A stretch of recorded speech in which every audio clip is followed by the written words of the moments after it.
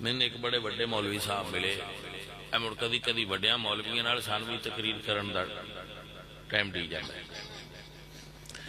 ਉਹ ਬੈਠ ਕੇ ਵਿੱਚ ਬੈਠੇ ਆਏ ਤੇ ਮੈਨੂੰ ਆਂਦੇ ਨੇ ਵੀ ਮੈਨੂੰ ਬੰਦੇ ਗਾਲਾਂ ਬੜੀਆਂ ਕੱਢਦੇ ਤੇ ਇੰਨੀਆਂ ਕੋਈ ਨਾ ਕੱਢਦੇ ਐਵੇਂ ਕੋਈ ਥੋੜੀਆਂ ਵਾਲੀਆਂ ਤੇ ਮੁੜ ਸਾਰਿਆਂ ਨੇ ਸਾਨੂੰ ਵੀ ਕੱਢਦੇ ਰਹਿੰਦੇ। ਤੋ ਅਸੀਂ ਜੱਟ ਬੰਦੇ ਆ, ਐਡਾ ਘਾਬਰੇ ਕਦੀ ਨਹੀਂ। ਉਹ ਮੌਲਵੀ ਸਾਹਿਬ ਸ਼ਹਿਰੀ ਆਏ, ਥੋੜੇ ਜਿਹੇ ਘਬਰਾਏ ਆਏ। ਮੈਂ ਕਿਹਾ ਮੌਲਵੀ ਜੀ ਕੌਣ ਹੋ ਤੁਸੀਂ, ਤੁਹਾਡੀ ਜ਼ਾਤ ਕੀ? ਉਹਨਾਂ ਆਖਿਆ ਗੁੱਜਰ, ਹਜ਼ਰਤ ਗੁੱਜਰ।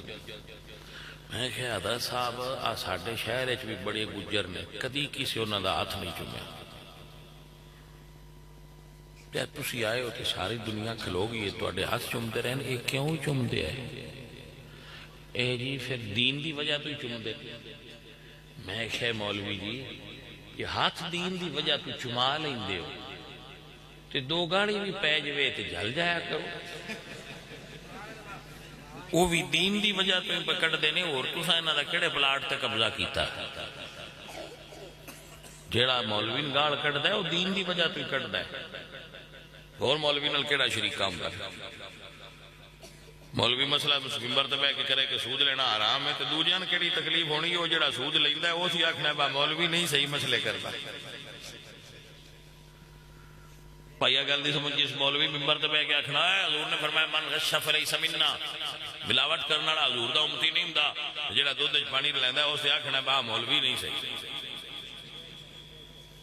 انہوں اور مولوی نال کوئی تکلیف نہیں، وہ مسیتے گئے ہی کدی نہیں ہونا، لیکن وہ آندہ جیٹھ میں دے جا ہی بوی دے تیرنے دو دالا مسئلہ ہی ہوگا۔ کوئی گل دی سمجھ ہوندی بھی کوئی نہ بھائی؟ تو بھائی مولوی نال مسئلہ مولوی دی ذات دا نہیں، مولوی نال مسئلہ ہے دین دی وجہ۔ تو جدو دین دی وجہ تو مولوی نال پرابلم ہوئے تو مولوی جھل جائے، ادو مالک راضی وہ آندہ ہے کہ تین میری وجہ تو میں نے دین دین تے تو جھل جانا ہے، مولوی تین ترقی ملے گی، ایتھے بھی تو